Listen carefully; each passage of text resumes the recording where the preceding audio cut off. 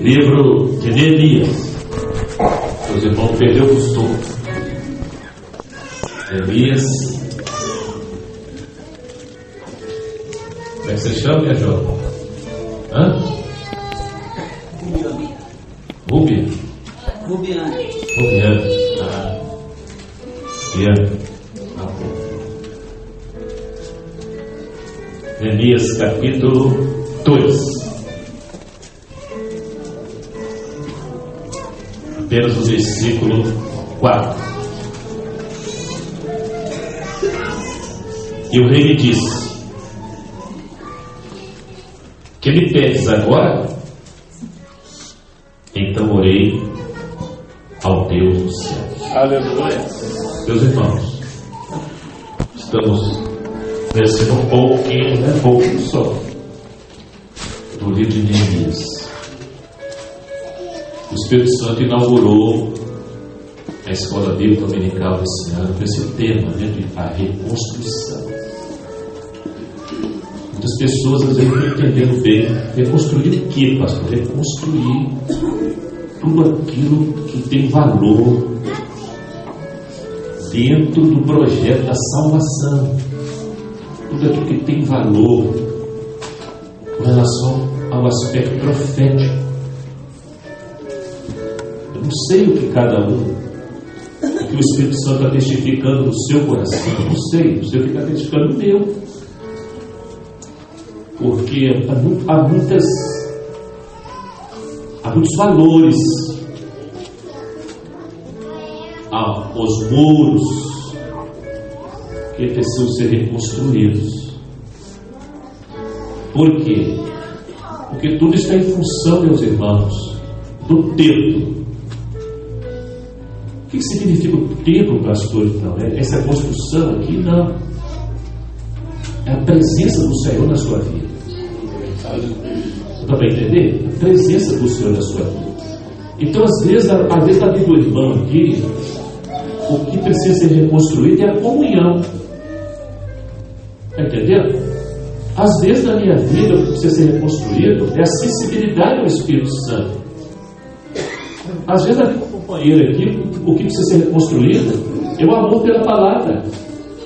Às vezes na vida da irmã, o que precisa ser reconstruído é o desejo de orar, é se deleitar em orar.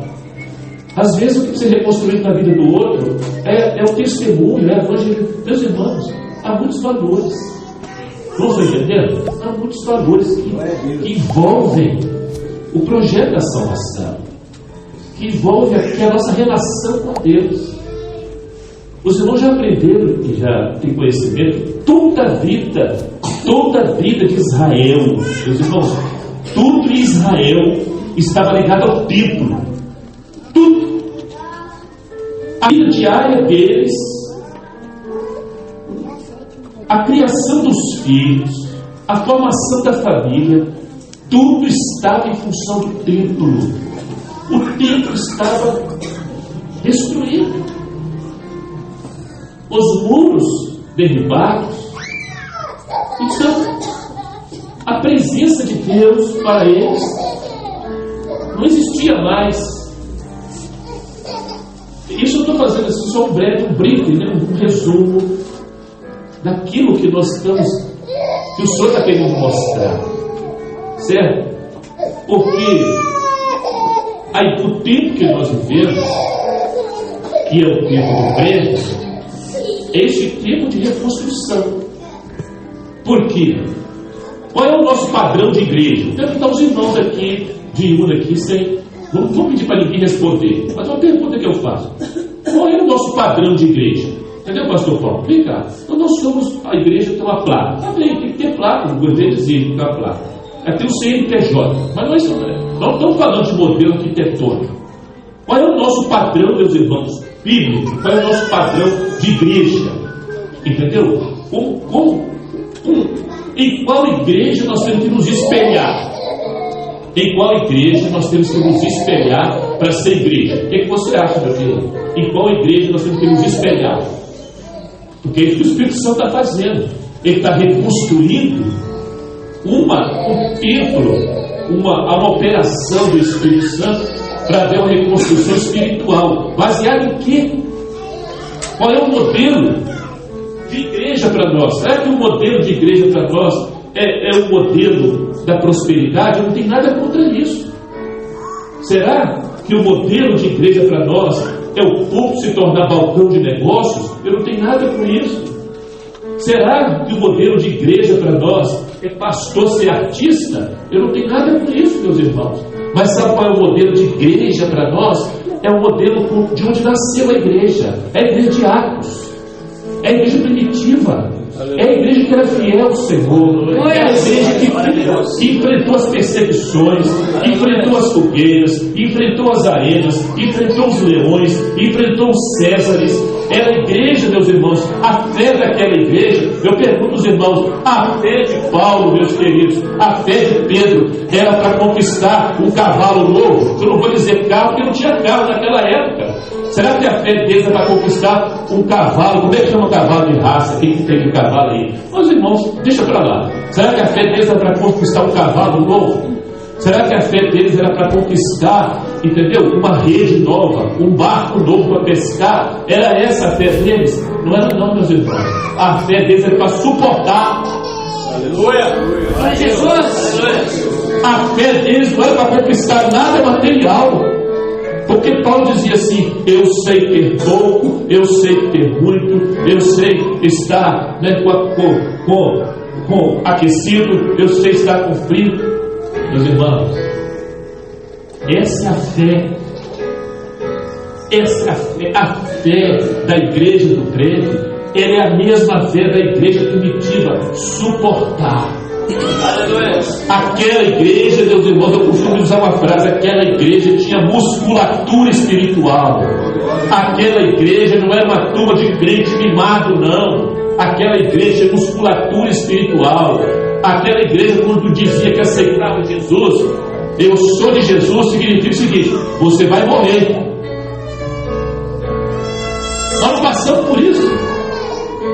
O Senhor nos compôs disso. Mas a fé hoje é para suportar.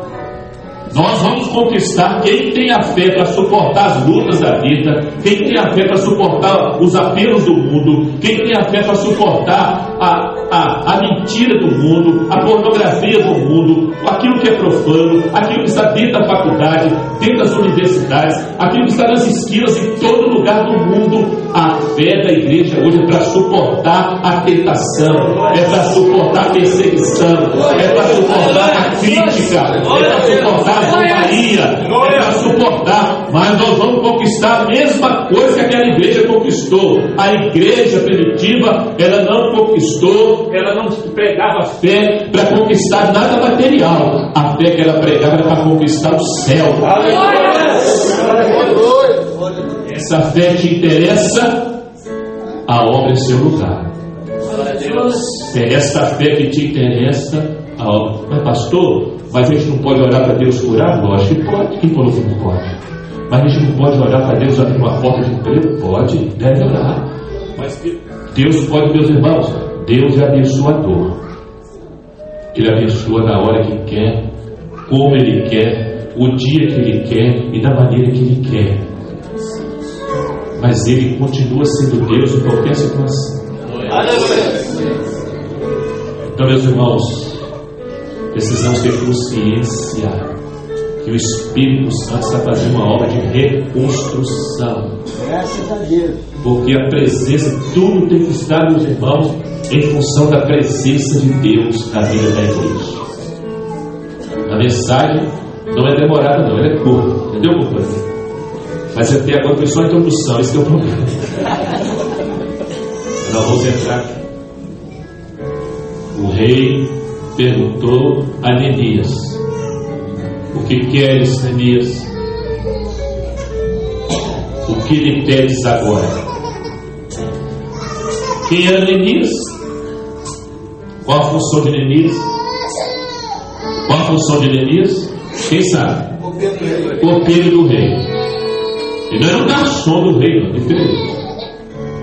O copeiro tinha que ser um homem de caráter excelente,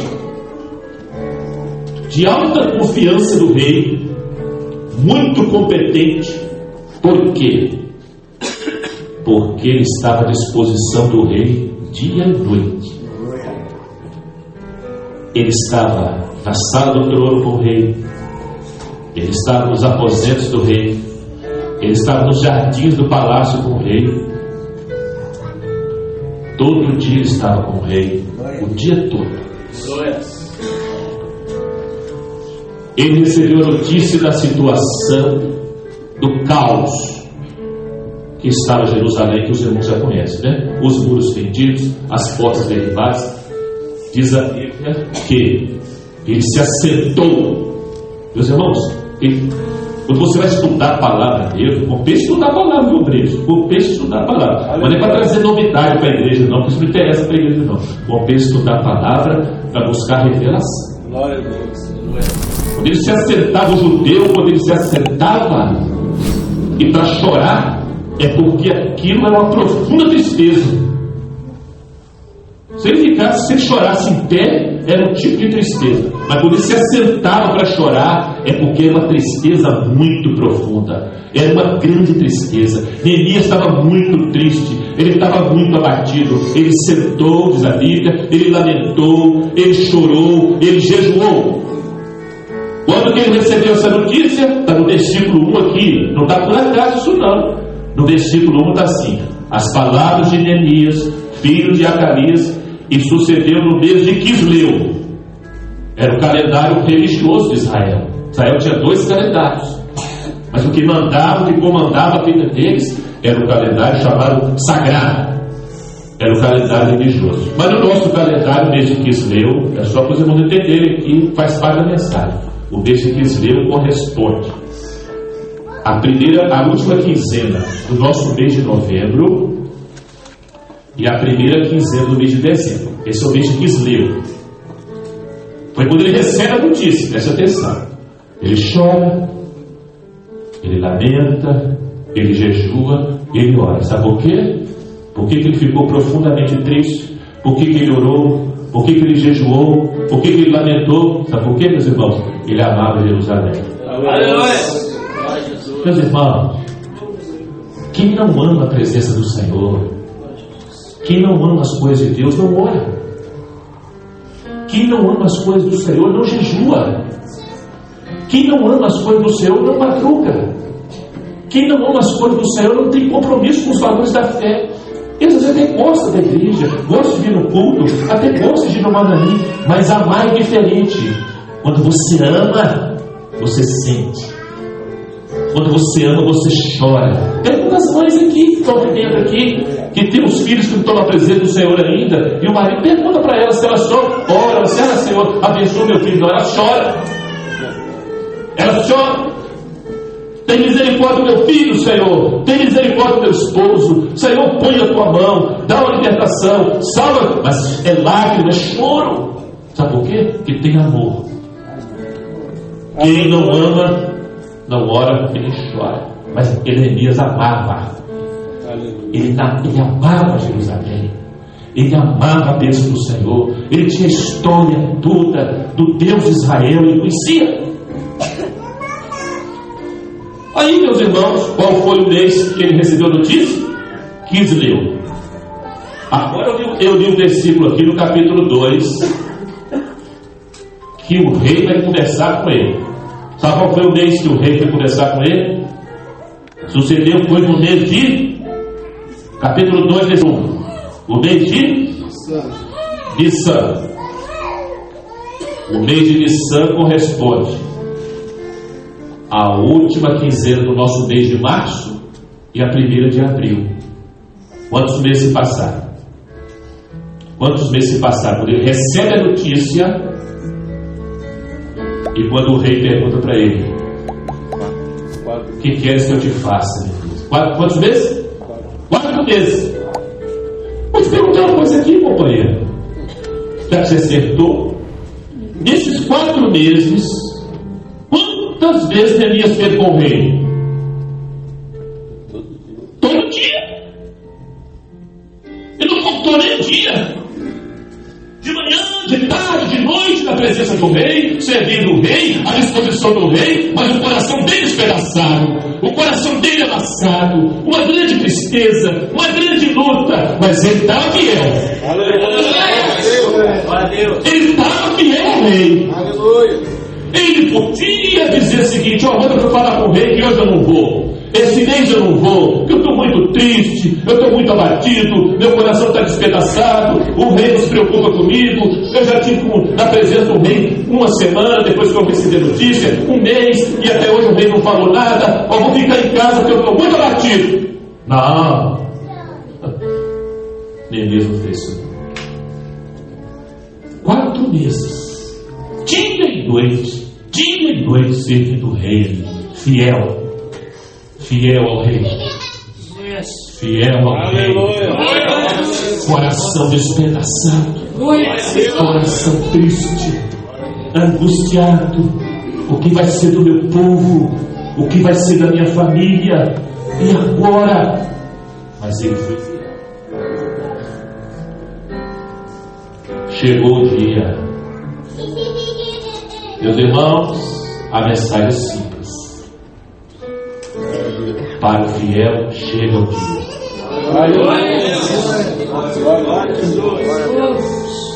Chegou o dia, companheiro.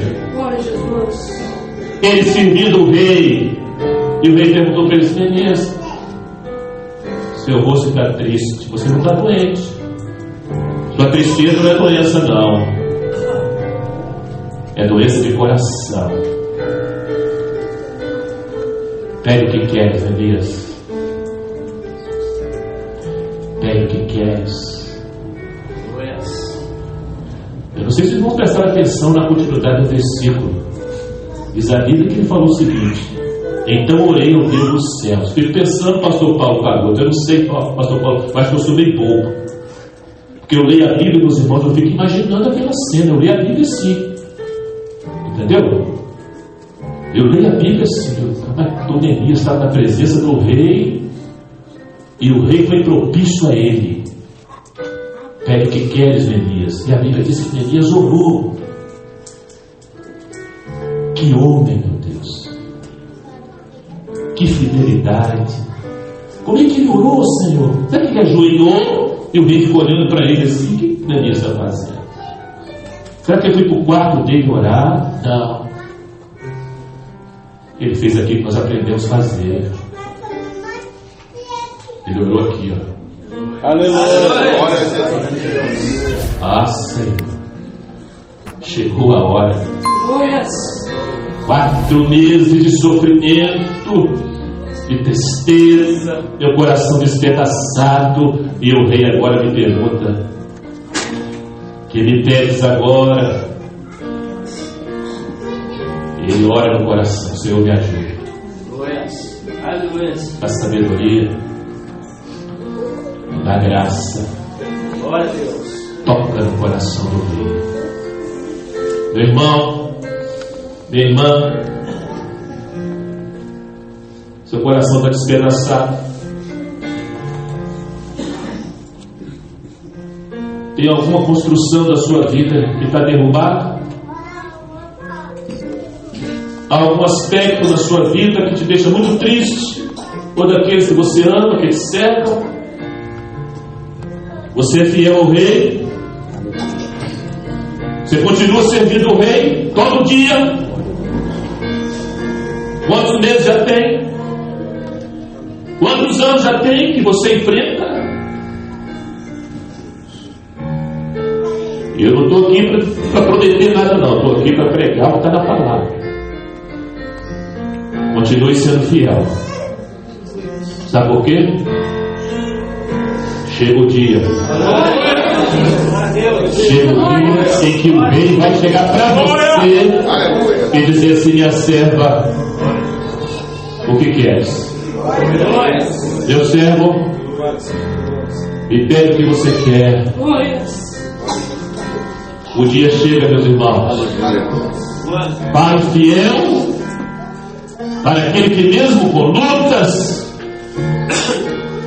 mesmo com o coração abatido, mesmo sem saber o que fazer, o que Neemias ia fazer, mas ele foi fiel. Glória a Deus.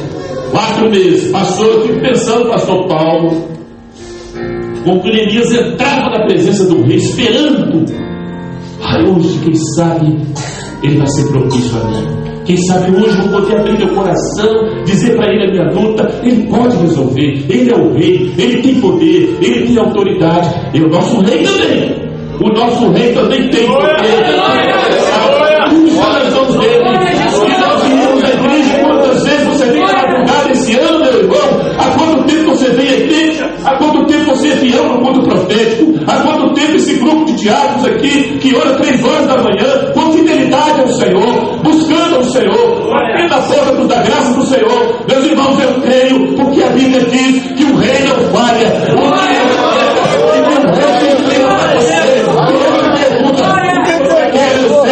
O que você quer, meu jovem? O que você quer, minha serva? Chegou o dia, é hoje, meu Deus. Você vai orar ao Senhor. Senhor, o dia chegou mesmo. O dia chegou, meu dia chega, meus irmãos. O dia chega, o tempo passa para nós, parece que é uma eternidade. Neemias, dia e noite, diante do rei, esperando aquele momento. Ele podia, meus irmãos, podia ou não podia? Eu acho que ele podia. Diz o rei que hoje eu não posso. Estou muito triste, estou doente, estou sem condição, estou sem força, mas ele foi todo dia. Aleluia. Entendeu, companheiro? Ele continuou servindo ao rei da melhor maneira possível. Aleluia. Mas Deus recompensou a fidelidade dele. Tudo aquilo que ele pediu, o rei concedeu. Essa é a mensagem, meus irmãos, uma simples mensagem. Eu não sabia o que ia ter, tem muita coisa para pregar. Eu vim até no caminho, confesso, pastor Paulo, pensando em consultar o Senhor, porque essa experiência minha própria. Sabe, isso aqui não é doutrina, não. Eu não prego nenhuma mensagem sem consultar. Isso é uma coisa minha mesmo. Desde novo faço isso, é coisa minha. Eu não estou aqui trazendo nenhuma orientação, não, viu, pastor Paulo? Mas quando eu sentei aqui no banco, o Senhor me revelou. A mensagem hoje é: o rei pergunta: o que queres, Neemias? Se for para uma pessoa só, meus irmãos, valeu a nossa vida aqui. Eu quero dizer para os irmãos uma coisa: toda vez que eu prego essa mensagem, ela fala primeiro para mim. Aleluia. Porque Deus sabe como meu coração ficou despedaçado e doído por aquilo que de repente você olha e não existe mais. Mas assim como aconteceu com Neemias, meus irmãos, testemunho aqui para a glória do Senhor. Assim como aconteceu com Neemias, aconteceu comigo também. O dia chegou que o Senhor falou assim: é hoje, meu servo, é hoje. Glória a Deus. Pede. Pede o que queres que eu te faça. Igreja de Una, aos fiéis aqui desta igreja, continue servindo o rei. Continue sendo fiel ao rei. Dia, de madrugada, meio-dia, à noite, continue servindo a ele. Porque o dia chega. O dia chega, o rei não falha. Aleluia. Ele vai se inclinar para cada um aqui e vai falar a mesma coisa que ele pede agora, e você vai orar e o Senhor vai te abençoar e o rei vai conceder para a glória dele e para o bem da sua obra.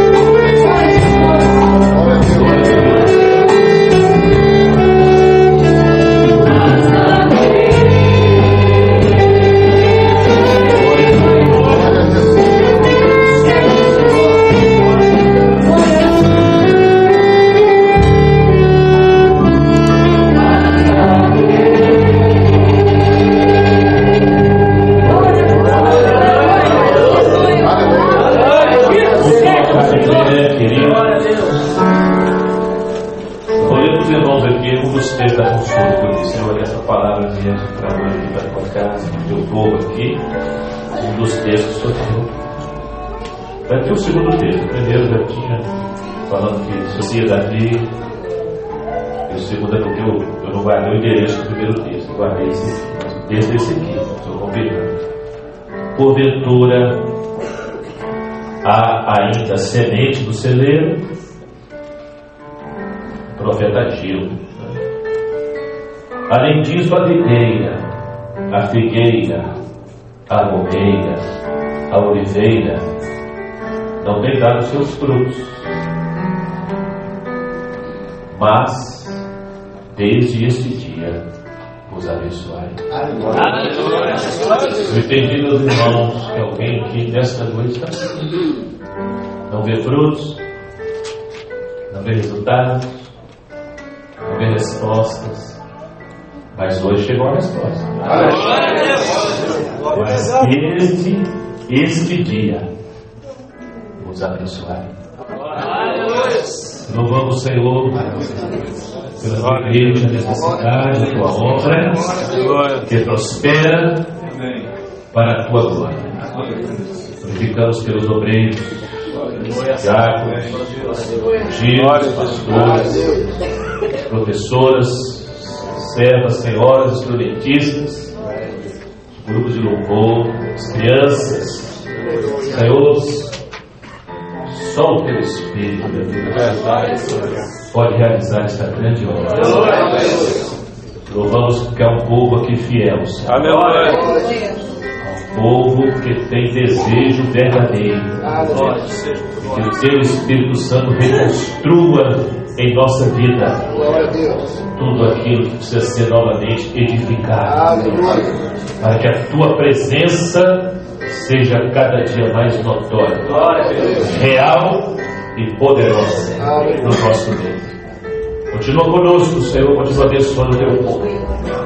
Assim oramos e te glorificamos em nome do Senhor Jesus. Amém. O amor incomparável de Deus, o nosso eterno Pai, a graça bendita e maravilhosa do Senhor Jesus, as doces e santas consolações do Espírito Santo repousem sobre nós, irmãos, sobre toda a igreja fiel do Senhor, agora e para sempre. Amém.